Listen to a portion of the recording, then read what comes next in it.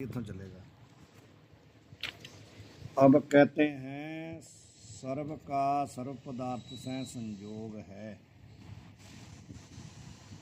इसका सर्व का भी टिप्पणी है। सर्वात्मा का व्यापक वस्तु में भिन्न सर्व प्रचन्न देह इंद्रिय मन परमाणु आदि वस्तुओं से संयोग है, यह इस वाक्य का अर्थ है।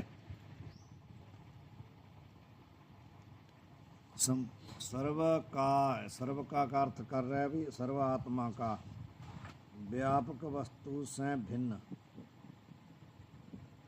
जितने सर्व परिच्छिन्न वस्तु है ना, जो अल्प वस्तु हैं कार्य रूप में, सबके साथ आत्मा का संयोग है जी। यह न्याय का सिद्धांत है। सो समीचीन नहीं काहे थे जो व्यापक आत्मा नाना अंगीकार करें तो सर्व शरीर में सर्व आत्मा का संबंध अंगीकार करना होगा जी। ये कहते हैं कि न्याय के अनुसार ही आप यदि आत्मा जो व्यापक आत्मा उसको यदि नाना मानते हो तो सभी शरीरों में सभी आत्मा का संबंध हो जाएगा। आत्मा में नाना और व्यापक हैं, जितनी आत्मा है सबका सब शरीरों के साथ संबंध हो जाएगा। यहाँ तक कौन शरीर किसका है यह निश्चय नहीं होगा। जब सभी आत्मा का सभी शरीरों के साथ संबंध हो गया तो कौन शरीर किस आत्मा का है यह तो निर्णय होगा नहीं। किंतु एक एक आत्मा के सर्व शरीर हुए चाहिए आपके मत अनुसार, न्याय वालों को कहते हैं। स्व भी बने नहीं काहे थे कर्म या शरीर से होवे है, ता कर्म करने वाले पूर्व शरीर में भी सर्वात्मा का संबंध है। मानो जिस कर्म से अभी जिस शरीर से कर्म हो रहा है, इस समय में जिस शरीर से कर्म हो रहा है ना, वो जो पूर्व शरीर है ना, उस शरीर से भी सभी आत्मा का संबंध है। यहाँ तक कर्म भी सर्वात्मा के ही होंगे, कर्म का भी निश्चय नहीं ना होगा, इसलिए कर्म भी सभी शरीरों के हो गए। जिस कर्म से भी शरीर करेंगे, जिस शरीर से भी कर्म करेंगे, उसका पूर्व शरीर का भी सभी आत्मा से संबंध होगा। तो ना तो शरीर का ही निश्चय होगा कि कौन शरीर किस आत्मा का है, ना ही कर्म का निश्चय होगा कि कौन कर्म किस शरीर का है। और ऐसे कहें जो आत्मा के मन सहित शरीर हैं, ता आत्मा का सो शरीर है। यदि ऐसा कहते हो कि या आत्मा के मन सहित शरीर है, ता आत्मा का शरीर मान लेंगे। वेदांती भी तो यही मानते हैं ना व्यवहार में कि नाना आत्मा है। व्यवहार में नहीं मानते, वो व्यवहार में भी नहीं मानते। व्यवहार में भी नहीं मानते, तो कहते उपाधि नाना है, उपाधि नाना है, आत्मा एक है। उपाधि के कारण अलग अलग दिखता है, जैसे प्रतिबिंब सूर्य का 10 घड़ों में जैसे दिख रहा है। प्रतीत तो व्यवहार में हो रहा है ना। नहीं, व्यवहार में भी जो प्रतीति है वो उपाधि कारण मानते हैं ना, वास्तव में नाना नहीं मानते वो ना। जो व्यवहार में नाना हो जाएगा तो वो तो मानो बदल गया जी। सो ये परिणाम में ये परिणामवाद में सत्य मानते हैं तो केवल जो है बेकार है उपाधि के कारण, वास्तविक नहीं। ये तो वास्तविक मान रहे हैं ना।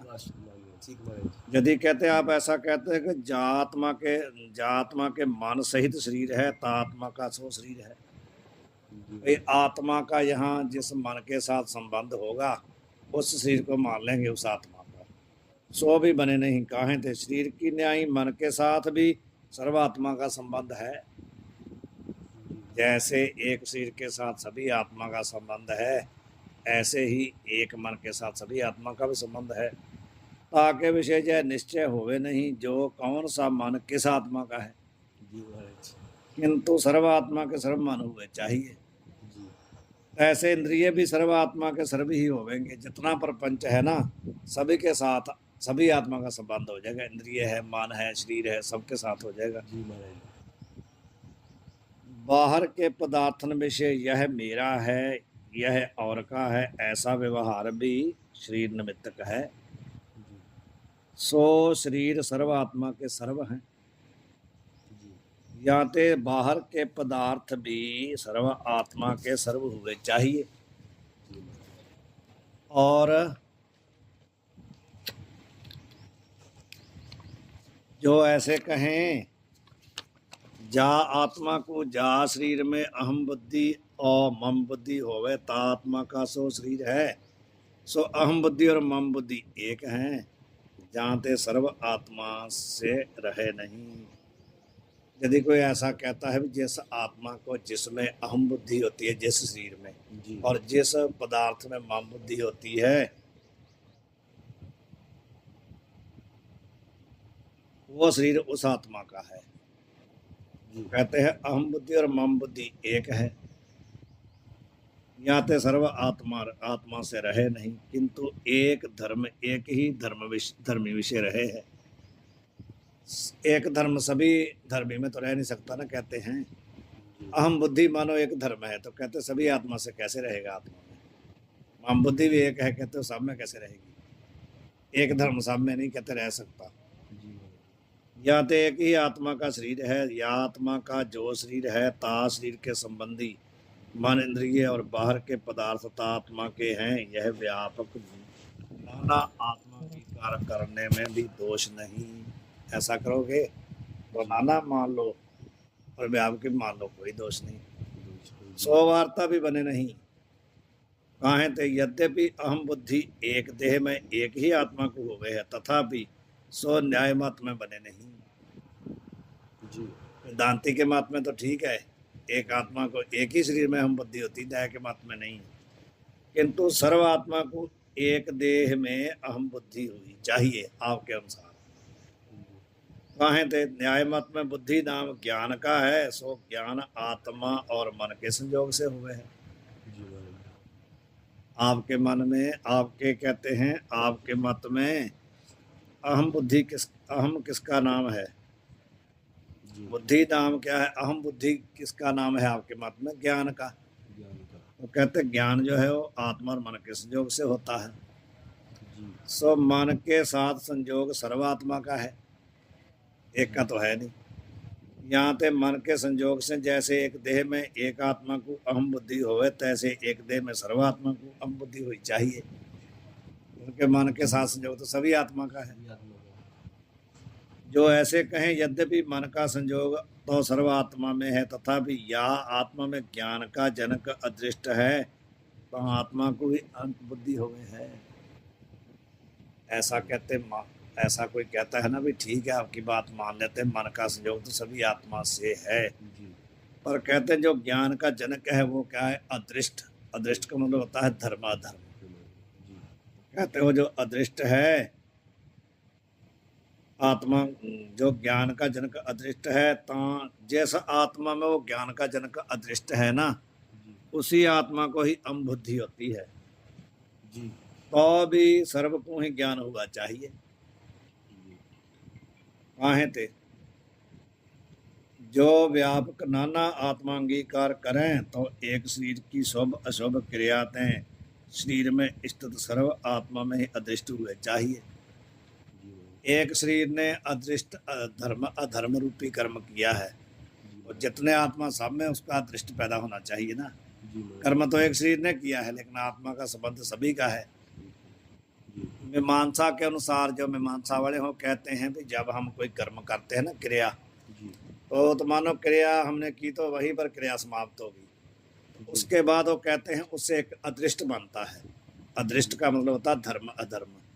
यदि अच्छी क्रिया की तो धर्म बनता है, यदि बुरा कर्म किया तो अधर्म बनता है। दोनों का नाम है अदृष्ट, धर्म अधर्म। यानी कर्म करने के बाद वो कहते हैं अदृष्ट बनता है, तो अदृष्ट के द्वारा ही आदमी स्वर्ग नरक को जाता है। ऐसा न्याय मीमांसा वाले मानते हैं। नहीं मानते, वो अदृष्ट को ही मानते। अदृष्ट के द्वारा ही आदमी स्वर्ग नरक में जाता है। मुझे उसी अदृष्ट शब्द को इन्होंने लिया कि धर्म अधर्म जो है ना, जहाँ शुभ अशुभ ले लो, शुभ अशुभ क्रियातें शरीर में स्थित सर्वात्मा में ही अदृष्ट हुए चाहिए। यह वार्ता पूर्व कही आए हैं। जहाँ ते व्यापक जो नाना आत्मा अंगीकार करे, तो एक देह में सर्व को सुख दुख का भोग हुआ चाहिए। जहाँ ते व्यापक नाना करता भोगता आत्मा है, जे न्याय का सिद्धांत समीचीन नहीं, ठीक नहीं। नीचे टिप्पणी देख लो। जैसे नाना घट को व्यापक कहना निष्फल है, तैसे देह विषय ही करता भोगता नाना आत्मा को व्यापक कहना निष्फल है। हमारे सिद्धांत में तो कर्ता भोगता अंतःकरण है, सो अंतःकरण नाना है। जो आपने प्रश्न किया था। व्यापक और अणु नहीं, नाना तो है अंतःकरण, पर व्यापक भी नहीं है, अणु भी नहीं है, किंतु शरीर के समान अंतःकरण का परिमाण है। जितना बड़ा शरीर है उतना बड़ा, कीड़ी का शरीर है, चींटी का, तो उसमें उतना बड़ा अंतःकरण है। हमारा शरीर है तो हमारा जितना शरीर उतना ही अंतःकरण है। हाथी का जितना बड़ा शरीर है उतना ही बड़ा अंतःकरण है। पूरे शरीर में अंतःकरण है, जितना बड़ा शरीर उतना बड़ा अंतःकरण। इसलिए शरीर के यहाँ भी कुछ होता, वहीं से ज्ञान होता है कि नहीं। अंतःकरण पूरे शरीर में है, नहीं तो फिर यहाँ कोई चोट लगे तो मतलब अंतःकरण जो हृदय में जाए, कहते हमारे को एकदम चोट लगती है, लगी तो यहाँ है, लेकिन महसूस क्या होता है हृदय में। अंतःकरण पूरे शरीर में व्यापक है, जहाँ भी आपको कुछ भी लगा उसी समय ज्ञान होता है। दीपक के प्रकाश की न्याय बड़े शरीर को प्राप्त हुए है, तब अंतःकरण का विकास हुए है और न्यून शरीर में संकोच हुए है। चींटी को नहीं पता चलता ना, आप उसके पास में खड़का करते रहो, चींटी को थोड़ी पता चलता है, उसमें न्यून है ना। जितना बड़ा शरीर होगा उसको तुरंत ही पता चल जाएगा। जय वार्ता सिद्धांत बिंदु के व्याख्यान में मधुसूदन सरस्वती ने प्रतिपादन करी है। या अंतःकरण का शरीर से संबंध है, ता अंतःकरण को ता शरीर में भोग हो गए हैं। जो अंतःकरण को व्यापक अंगीकार करे तो सर्व शरीर सर्व के हुए होवे और भोग भी सर्व को होवे। जो व्यापक स्वव्यापक अंतःकरण नहीं जानते, दोष नहीं, और अंतःकरण को अणु अंगीकार करे तो शरीर के एक देश में अंतःकरण रहे है, ऐसा अंगीकार करना होवेगा, सो वार्ता भी बने नहीं। काहे थे जो एक काल में ही पाद और मस्तक में कंटक भेद होवे, तो दोनों स्थान में एक ही काल में पीड़ा होवे। यदि अणु है तो दोनों में नहीं ना होनी चाहिए, सो नहीं हुई चाहिए। काहे थे जो अंतःकरण अणु है तो एक ही स्थान में एक काल में रहे, या ते जहाँ स्थान में अंतःकरण होवे ता स्थान में पीड़ा हुई चाहिए, दोनों स्थान में नहीं। या ते अंतःकरण अणु और व्यापक नहीं, किंतु शरीर के समान है, या ते कोई दोष नहीं। अणु और व्यापक से विलक्षण जो है, ताकू ही मध्य परिमाण कहे। जो ना अणु है ना व्यापक, उसको क्या कहते हैं, मध्य परिमाण। अब पूर्व पक्षी फिर कहता है कि न्याय मत में किसी नवीन ने ऐसा अंगीकार किया है। कोई नवीन जो न्यायाचार्य है वो क्या कहता है कि आत्मा नाना है, कर्ता भोगता है, व्यापक नहीं। उसने व्यापक तो नहीं माना, लेकिन नाना माना है। या ते भोग का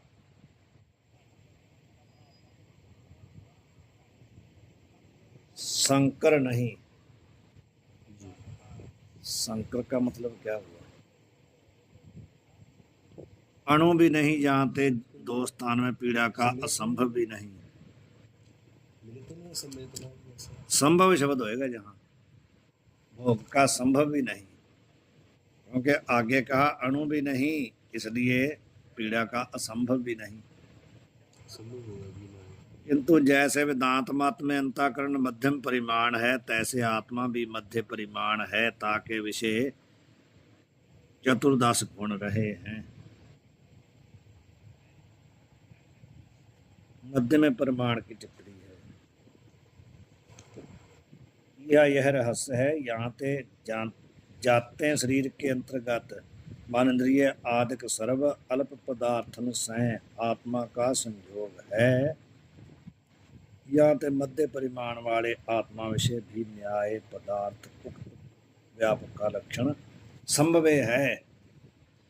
कहते आपने कहा कि शरीर के अंतर्गत मानेन्द्रियादिक सर्व जो अल्प पदार्थ है ना, उनसे आत्मा का संयोग है, इसलिए मध्यम परिमाण उसको आपने माना है। ऐसा मानोगे तो आत्मा विषय भी न्याय पदार्थ उक्त व्यापक का लक्षण घट जाएगा। फिर ये कोई नवीन आचार्य कहता है। एक नब्बे न्याय है ना महाराज जी, नब्बे न्याय। हाँ, 90 न्याय के आचार्य कह रहे हैं। सो भी समीचीन नहीं काहे थे जो आत्मा को संकोच विकास वाला अंगीकार करें, तो दीप की प्रभा की न्यायी आत्मा विकारी और विनाश वाला होगा। यदि आप ऐसा मानते हो कि आत्मा छोटा बड़ा है, जितना प्रमाण है उतना बड़ा हो जाता है, तो कहते हैं फिर उसमें क्या हो जाएगा। जैसे दीप की प्रभा होती है ना, दीवे की लौट, वो कहते हैं विकारी होती है और विनाशवाड़ी होती है, तो ऐसा आत्मा भी हो जाएगा। यहाँ पे मोक्ष प्रतिपादक शास्त्र और साधन निष्फल हो जाएंगे। मध्य में परिमाण अंगीकार करके संकोच विकार अंगीकार नहीं करें तो कौन से शरीर के समान आत्मा को अंगीकार करें, जय निश्चय हुए नहीं, ये भी नहीं हो सकता। जो मनुष्य शरीर के समान अंगीकार करें तो जब आत्मा हस्ती के शरीर को प्राप्त हो तब सर्व शरीर में आत्मा नहीं होगा। यदि आप कहते उसको मध्य में प्रमाण मानते हो ना, तो यदि कहते मनुष्य के शरीर समान अंगीकार करते हो अंतःकरण को, तो जब आत्मा हस्ती के शरीर को प्राप्त होवे तब सर्व शरीर में आत्मा नहीं होगा। यहाँ ते जहाँ देश में हस्ती के आत्मा नहीं है तहाँ देश में पीड़ा नहीं हुई चाहिए। आत्मा को यदि कहो कि छोटा बड़ा हो जाता है, जहाँ उसको मध्य में प्रमाण मानते हो, आप छोटा मानते हो, उसको इतना मानते हो जितना आदमी का शरीर है उतना आत्मा है। तो जब हस्ती हाथी का शरीर है उसमें तो पूरे में आत्मा रहेगा नहीं, हाथी के पूरे शरीर में थोड़ी रहेगा। हाथी का शरीर कितना बड़ा है, मनुष्य का कितना है। मनुष्य के शरीर जितना आपने आत्मा मान लिया, तो हाथी में शरीर में जब जाएगा तो उतना ही रहेगा ना जितना मनुष्य का शरीर है। तो हाथी के पूरे शरीर में तो व्याप्त होगा नहीं। तो हाथी के किसी पूरे शरीर में कहीं जब उसको पीड़ा होगी तो उसको महसूस नहीं होगा। तो आत्मा तो सब जगह है नहीं। वो तो आपने मनुष्य शरीर जितना मान लिया, तो हाथी शरीर में जाकर के कैसे होगा। हस्ती के शरीर के समान अंगीकार कर लो, मान लो। कहते हम हस्ती के शरीर जितना मान लेंगे, तो कहते हैं ता से और शरीर बड़े हैं, हाथी से बड़े भी शरीर हैं, वहाँ जाएगा तो गड़बड़ हो जाएगा। तिनके एक देश में पीड़ा नहीं हुई चाहिए और सर्व से बड़ा किसी का शरीर है नहीं। इतना मान लो कि इसमें सब शरीर आ जाए, ऐसा तो कोई शरीर है नहीं। या के समान आत्मा अंगीकार करे और सबसे बड़ा विराट का शरीर है। ताके समान जो आत्मा अंगीकार करे तो विराट के शरीर के अंतर्भूत सर्व शरीर हैं, जाते सर्वात्मा का सर्व शरीर से संबंध होएगा। ताके विषय पूर्व दोष कहे ही है। यह नियम है जो मध्य में परिमाण वस्तु होवे सो शरीर की न्याय अनित्य होवे है। यहाँ ते आत्मा भी अनित्य होवेगा और अंतःकरण का तो हमारे मत में ज्ञान से नाश होवे है। यहाँ ते अनित्य है, मध्यम परिमाण अंगीकार किए से दोष नहीं। इस रीति से नवीन तार्किक का मत भी समीचीन नहीं। छोड़ दें। वाहिगुरु जी का खालसा, मर्जी। वाहिगुरु जी का खालसा, वाहिगुरु जी की फतेह। वाहिगुरु जी का खालसा, फतेह। मर्जी कल क्लास लगी, मैं आप इसे आपके पास आकर पढ़ने का। नहीं, कल नहीं लगनी, कल नहीं लगनी नहीं लगनी। मर्जी। साता मर्जी।